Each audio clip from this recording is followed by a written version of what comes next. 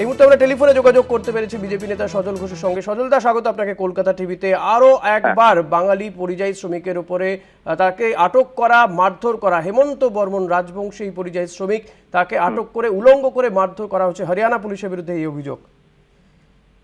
না না, অভিযোগ করলেই তো হলো না, অভিযোগ যে কেউ করতে পারে, অভিযোগের সত্যতা রাখতে হবে। আর যদি বিষয়টা সত্যি হয় তাহলে নিশ্চয়ই আমরা তার প্রতিবাদ করব। এবার বিষয়টা হচ্ছে অপরাধটা কি, আর অপরাধ যাই হোক না কেন তাকে উলঙ্গ করে মারা যায় না। আমি প্রথম জানতে চাই অপরাধটা কি, কি কারণে তাকে গ্রেপ্তার বা আটক, হোয়াট এভার, কি কারণে? প্রতিটা ক্ষেত্রেই দেখা যাচ্ছে এই পরিযায়ী শ্রমিকদেরকে আটক করা হচ্ছে। বিভিন্ন রাজ্যে এই ঘটনা ঘটছে, আপনি নিশ্চয়ই জানেন। হরিয়ানা হোক, ইউপিতে হোক, মধ্যপ্রদেশ হোক, গুজরাটে হোক, তেমনি এখানেও আটক করা হচ্ছে তাদেরকে। একটা সন্দেহ এক্ষেত্রে তৃণমূলের অভিযোগ যে সার্কুলার জারি করা হয়েছে বিজেপি শাসিত রাজ্যগুলোতে, যে বাঙালি দেখলেই তাদেরকে বাংলাদেশি দাগিয়ে দেওয়া হচ্ছে। আমার কাছে নেই। তাহলে আপনি এমন কথা বলছেন কেন? রাজ্যে রাজ্যে দাদা এই ঘটনা ঘটছে। একের পর এক 444 জন শ্রমিককে সেখানে আটক করা হচ্ছে ধাপে ধাপে। রাজ্যের মুখ্য সচিব চিঠি দিয়েছেন উড়িষ্যার মুখ্য সচিবকে, তারপরে তো ঘটনা থামছে না, বিভিন্ন রাজ্যেই তো ঘটছে। না না, সেটা আমি উড়িষ্যাটা না হয় শুনলাম, আমি এখনো জানি না। আমি বলছি যে আপনি একটা সার্কুলার জারি করার কথা বলছেন, 4 দিন ধরেই কথাটা শুনছি, মমতা দিও বলছেন, আপনিও বলছেন একই। আমি বলছি সরলদা, আমি বলছি তৃণমূল অভিযোগ করছে, আমি বলিনি কিন্তু, যেটা আমার কথা, আমি বলছি তৃণমূল অভিযোগ করছে যে এরকম সার্কুলার জারি করা হয়েছে এবং রাজ্যে রাজ্যে এই ঘটনা তো দেখাও যাচ্ছে। একের পর এক শ্রমিকদেরকে হেনস্থা হচ্ছে, আটক করা হচ্ছে। প্রথম কথা হচ্ছে মানুষকে জিজ্ঞাসাবাদ করছে। আপনি কখনো জানতে গেছেন আমার দরজা ভেঙে যে বার করে নিয়ে গেছিল সেই মামলাটার কি হলো? বেকসুর খালাস হয়েছি আমি, আপনি জানতে গেছেন? তো প্রশ্ন হচ্ছে কাউকে জিজ্ঞাসা করতে। সেই ছবি কিন্তু আমরাও দেখিয়েছিলাম। না, দেখাতে তো হবেই না, আমরা কিন্তু খবরটা দেখিয়েছিলাম, আমার বক্তব্য খবর আমরা দেখিয়েছিলাম। হয়তো সেটা আপনি বেকসুর খালাস পেয়েছেন কিনা সেই খবরটা এখন আমার কাছে, আমি কাউকে বলিনি, আপনাকে বলছি। আমি আপনাকে জানতে চাইছি। ধন্যবাদ। যে মানে আর বলবো না না না, বলুন। না, আমার বক্তব্য হচ্ছে এই যে বাঙালি দেখলেই মারছে, রাজবংশী দেখলেই মারছে, মতুয়া দেখলেই মারছে, এই খবরটা আপনি আগে আমাকে এস্টাবলিশ করে দেখান যে তাদের বিরুদ্ধে কি কি সেকশনে মামলা করা হয়েছে। প্রথম দেখা যাবে, কারণ বললে তো হবে না। গতকাল আরেকটি আপনাদের মতন বহুল প্রচারিত সংবাদ মাধ্যম, তারা ওই পার্থ কি নাম আছে ওখানকার উত্তরবঙ্গের সাংসদ হয়েছিল একবার, পার্টির বোধহয় সাধারণ সম্পাদক, জানেন দেখছি, তার একটা ভিডিও তো বাজারে এলো। বাজারে ভিডিওটা এলো, সেই ভিডিওটা খানিকক্ষণ মধ্যে তিনি ডিলিট করে দিলেন, কিন্তু খবরটা তো বাজারে চলে গেল। খবরটা যে মিথ্যে ছিল সেটা তো আপনারা আজকে সবাই আমরা জেনে গেছি। আমার প্রশ্ন হচ্ছে একদম পরিষ্কার, যদি এই ধরনের ঘটনা ঘটে থাকে তাহলে আমরা একযোগে রুখবো। সেটাই হচ্ছে না, এটা সিপিএম, কংগ্রেস, তৃণমূল প্রত্যেকেই বলছে যে আমরা বাঙালিদের উপরে হামলা হচ্ছে, আক্রমণ হচ্ছে। বিজেপি কি বলছে? আমার ভালো লাগলো যে আপনি অন্তত বলছেন যে একযোগে রুখবো। আগে কমপ্লেনটাকে তো এস্টাবলিশ করুন। আগে তো কমপ্লেনটাই এস্টাবলিশ হচ্ছে না, আগে তো কমপ্লেনটাকে এস্টাবলিশ করতে হবে যে ঘটনাটা কি। কালকে দেখলাম নৃশংসভাবে মারছে লাঠি, আমাদেরও রক্ত গরম হয়ে উঠলো, তারপরে জানতে পারলাম যথারীতি ফেক। এতগুলো রাজ্যে যে ঘটনাগুলো ঘটছে সেগুলো আপনি অস্বীকার করছেন? না, অস্বীকার কেন করব, কিন্তু স্বীকার করাতে গেলে আগে একটা তথ্য দিতে হবে, যে তথ্যটা সঠিক প্রমাণিত হতে হবে। আপনারা জানতে চাইছেন আদৌ ওই রাজ্যগুলোতে, সংশ্লিষ্ট রাজ্যগুলোতে সত্যি এমনটা ঘটছে কিনা? হ্যাঁ, জানতে চাইছি তো। ওখানকারও বহু ভিডিও পাচ্ছি, ওখানকারও প্রচুর ভিডিও পাচ্ছি, যে ভিডিওতে বারবার বলা হচ্ছে, ঠিক আছে, ওই ভিডিওতে বারবার বলা হচ্ছে যেসব ভিডিওগুলো আসছে সবগুলো ফেক বেরোচ্ছে। তো সজলদা, উড়িষ্যার অ্যাটর্নি জেনারেল তিনি কোর্টে বলেছেন তাদেরকে আটক করা হয়েছিল জিজ্ঞাসাবাদের জন্য, তারা বাংলাদেশি না বাঙালি নাকি তাদেরকে জিজ্ঞাসাবাদের জন্য। তাহলে বিষয়টা তো বোঝা যাচ্ছে যে তাদেরকে কেন আটক করা হচ্ছে, মানে বাঙালি দেখলেই বাংলাদেশি। আরে আমাদের আপনাকেও আটক করা হতে পারে, হয়তো। হ্যাঁ, হতেই পারে। মানে আপনাকে বলা হবে বাংলাদেশে আপনি? দাদা আপনি বললে আলাদা কথা, আমাকেও বলতে দিতে হবে, জনগণ শুনছে। না, কেউ কিছু না করলেও আটক করা হবে? আমি যদি অন্য রাজ্যে যাই আমাকে আটক করা হবে? সভাপতিকে গত 1 মাসে 6 বার আটক করেছেন। না, সেটা রাজনৈতিক কর্মকাণ্ড করতে গিয়ে আটক করছেন, সেটা তো আলাদা বিষয়। ওটা আপনার বক্তব্যটাও রাজনৈতিক। না সজলদা, এটা রাজনৈতিক নয় সজলদা।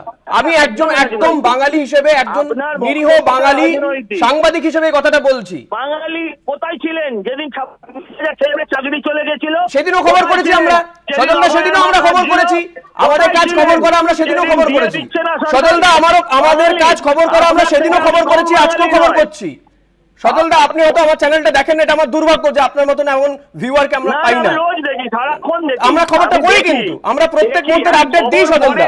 I am sorry to say যে আমরা কিন্তু সজলদা আপনি খবরটা করেন, আবার শুনুন পুরো কথাটা, আপনি খবরটা করেন সজলদা। আমি I am very sorry to say যে আপনি হয়তো খবরটা দেখেন না। আমরা সমস্ত ধরনের খবর দেখি, সে আপনার উপরে হামলা হলেও দেখাই, আপনারা কোনো আন্দোলন করলেও দেখাই, নবান্ন অভিযানেও দেখাই। ভেরি সরি টু সে আপনি শুনতে চাইছেন না? আমি বারবার বলছি আমি শুনছি তো, শুনলে মন দিয়ে শুনুন। আমি একদম মন দিয়ে শুনছি, খবরের অ্যাঙ্গেলও বুঝি, নিঃসন্দেহে খবরের অ্যাঙ্গেল বুঝি, একদম বুঝি। এত অবুঝ ছেলে নাকি আমি? আমি অবুঝ মানছি না তো সজল ঘোষকে, আমি অবুঝ মানছি না, কিছুতেই বলতে পারে না কেউ। বলুন প্লিজ। না বলছি তো, আপনি যে কোনো অভিযোগ একটা ভিডিও এলেই পাবলিশ করছেন। আমার বক্তব্য পুরো তথ্য দিয়ে পাবলিশ করুন। আমি আপনাকে আবার বলছি, কোট আনকোট, বাঙালির ওপর অত্যাচার হলে সমস্ত বাঙালি একসাথে রুখবে। সে অভয়া থেকে, নির্ভয়া থেকে শুরু করে উড়িষ্যার বাঙালি, তামিলনাড়ুর বাঙালি, পাঞ্জাবের বাঙালি, আসামের বাঙালি কিংবা কেরালার বাঙালি। কেরালায় অত্যাচার হচ্ছে না? পাঞ্জাবে 6টা ছেলেকে ঢুকিয়ে রেখে দিয়েছে, সেটা কোথায় ছিলেন আপনি? আমি তো বলছি রাজ্যে রাজ্যেই হচ্ছে দাদা, আমি তো সব ক্ষেত্রেই বলছি রাজ্যে রাজ্যে হচ্ছে। মমতার ভাই কেন রাজ্যে রাজ্যে হবে? এই বাঙালিদের উপর অত্যাচারটা কেন হবে বলুন, আপনি এইভাবে বলুন। মমতার ভাই হোক আর সজল ঘোষের ভাই হোক, রাজ্যে রাজ্যে হবে কেন? সত্যি কথা এইভাবে বলুন। আমি এইভাবেই তো বলছি, রাজ্যে রাজ্যেটা হবে কেন? কেন আপনারা রুখে দাঁড়াচ্ছেন না? আপনারা তো কেন্দ্রের সরকারে রয়েছেন, শাসক দল, আপনারা প্রধান শাসক দল। কে বলছে এই রাজ্যে প্রধান বিরোধী দল? দেখা যাচ্ছে না দাদা, দেখা যাচ্ছে না। বাকিরা পথে নামছে, আপনাদেরকে দেখা যাচ্ছে না যে বাঙালিদের উপরে এই হামলা আক্রমণ কি ধান্দা? ধান্দা অন্য, কি ধান্দা? বাকিরা ভাষার উপরে লড়াই লাগাতে চাইছে সারা বাংলায়, ভারতবর্ষে। পুরো বাঙালি এক হয়ে পড়বে সেদিন। আপনি ভাষাকে দেখেই তো শুনুন, মমতা ব্যানার্জি পশ্চিমবঙ্গের চাকরি খেয়েছে, মমতা ব্যানার্জি এবার ব্যাঙ্গালোরের চাকরি খাবে, মমতা ব্যানার্জি এবার গুজরাটের চাকরি খাবে। এই ভাষা দেখেই তো ধরে নেওয়া হচ্ছে সে বাঙালি বললেই, বাংলা কথা বললেই, আপনার বাংলা কথা বললেই সে বাংলাদেশি। এই ভাষা বিদ্বেষ যে শুরু অসমের মুখ্যমন্ত্রী হেমন্ত বিশ্ব শর্মা বলছেন মাতৃভাষা বাংলা হলেই সে বাংলাদেশি, বিদেশি। খবরটা আপনারা দেখেছিলেন? পার্থ রায়ের খবরটা আপনারা দেখিয়েছিলেন? পার্থ রায় বর্মন এখনো আমরা তার দেওয়া ছবি, তাকে আমরা ফোনেও ধরি, কথাও বলি। আপনি চাইলে আমরা এখনো তাকে ধরতে পারি, আপনি যদি কথা বলতে চান। এই যে খবরটা মিথ্যা দিয়েছিল, এটা প্রমাণিত না প্রমাণিত নয়? সেই যে খবর, তার জন্য রাজবংশী ক্ষমা চেয়েছেন, হ্যাঁ কি না বলুন? আপনি কোন খবরটা বলছেন বলুন, একটু স্পেসিফিক করুন। পার্থ রায় যে খবরটা এক্স হ্যান্ডেলে প্রকাশ করেছিল। আচ্ছা, গতকাল এরকম কোন খবর আমরা মনে হয় না দেখিয়েছি বলে। আমরা উত্তম ব্রজবাসীর খবর দেখিয়েছি। উত্তম ব্রজবাসীর খবর আপনিও জানেন যে তাকে এনআরসি দেওয়া হচ্ছে। আমরা উড়িষ্যার খবর দেখিয়েছি, সমস্ত খবরই দেখাচ্ছি। এই মুহূর্তে নাম মনে নেই, সাংসদের নামটা মনে নেই, যিনি একটি মেয়ের কথা বলেছিলেন। দেখা গেছে যে একটা অন্য রাষ্ট্রে তার অন্য নাম, অন্য রাজ্যে অন্য নাম, এইখানে তার অন্য নাম, সেটা প্রচার করছেন। আপনারা যেটা করছেন সেটা আগুন নিয়ে খেলা। আপনার থেকে কম বড় বাঙালি নয়। আপনারা এই রাজ্যে মমতা এত বেকারের, যারা চাকরি করতো তাদের চাকরি খেয়েছে। এবার আপনাদের এই খবর, আপনাদের এই এডিটোরিয়াল পলিসি, আপনাদের এই রাজনীতি, এর জন্য আগামী দিন যারা ব্যাঙ্গালোরে চাকরি করে বাঙালিরা, তাদেরও চাকরি যাবে।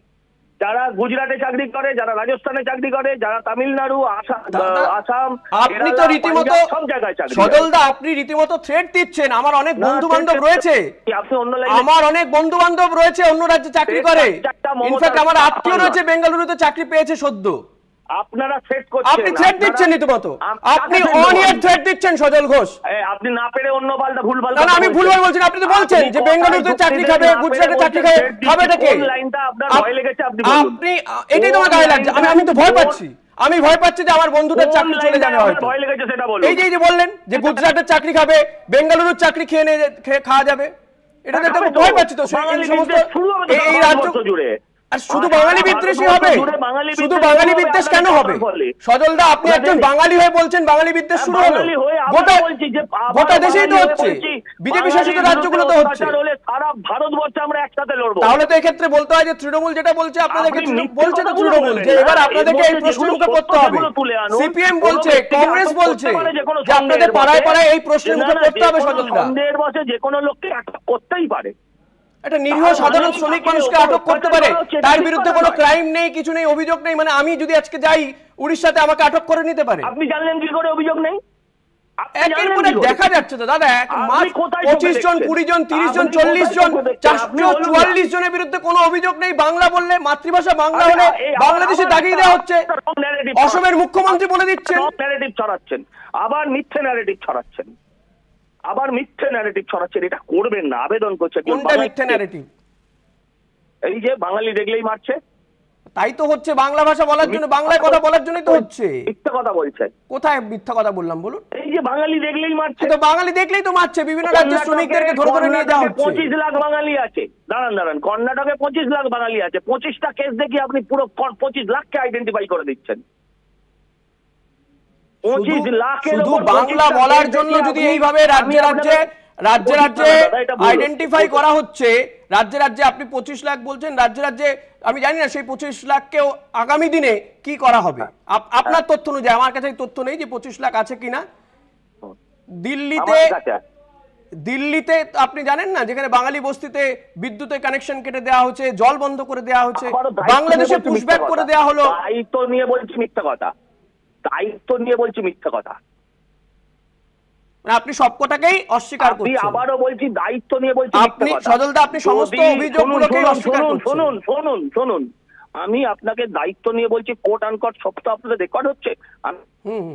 কথা, কোনো যদি বস্তি নয়, সেটাকে যদি চমকা কেউ বস্তি নিয়ে নেয়, সে যদি কারোর জল চুরি করে, কারোর লাইন যদি ইলেকট্রিসিটি চুরি করে, সে লাইন কাটা হবে, ওটা ও রাজ্যে এ রাজ্যেও। আপনি কি জানেন এখন আইন হয়েছে কলকাতা পুরসভার? আপনি কি জানেন কলকাতা পুরসভার আইন হয়েছে, আপনি যদি ট্যাক্স ক্লিয়ার না থাকে তাহলে আপনার বাড়ির জলের লাইন ছাড়াবে না, আপনি জল পান বা না পান। একটা গোটা বস্তি তার মানে ইলেকট্রিসিটি এতদিন ধরে চুরি করে ব্যবহার করছিল তারা, হতেই পারে। আচ্ছা, এতদিন তাহলে প্রশাসন দেখছিল আর কি? এতদিন প্রশাসন মদত দিচ্ছিল। আচ্ছা, আর কিছু বলবেন? মানে আপনি পুরোটাই অস্বীকার করে গেলেন। ধন্যবাদ সজলদা। পুরোটা অস্বীকার করে যাব। আপনি বিজেপি দলের মুখপাত্র হয়ে সমস্ত কিছুতে অস্বীকার করে গেলেন। আমি আপনাকে মিসগাইড করতে যাব কেন দাদা? কেন মিসগাইড করব? বারবার বলছি, আপনি এতদিনের পোড় খাওয়া রাজনৈতিক ব্যক্তিত্ব, আপনাকে মিসগাইড করা আমার কোনো উদ্দেশ্য নেই। আমি বলছি, আপনি আন্দোলনে না গেলে আমি যাব আন্দোলনে। আমি আন্দোলনে কি করে যাব? আমার কাজটা খবর পড়া, আন্দোলন করা নয়। আমাদের আন্দোলন হতে পারে যদি মনে হয় যে এটা আন্দোলন, তো এইভাবেই আমরা আন্দোলন করতে পারি, এর বাইরে কিছু আমি আমার মতন রাস্তায় নেমে আমি দেখতে চাই সজল ঘোষ বাঙালিদের বাঁচানোর জন্য রাস্তায় নামছে। আমরা দেখতে চাই, আমরা সেই খবরও করব, আমরা সেই খবরও করব।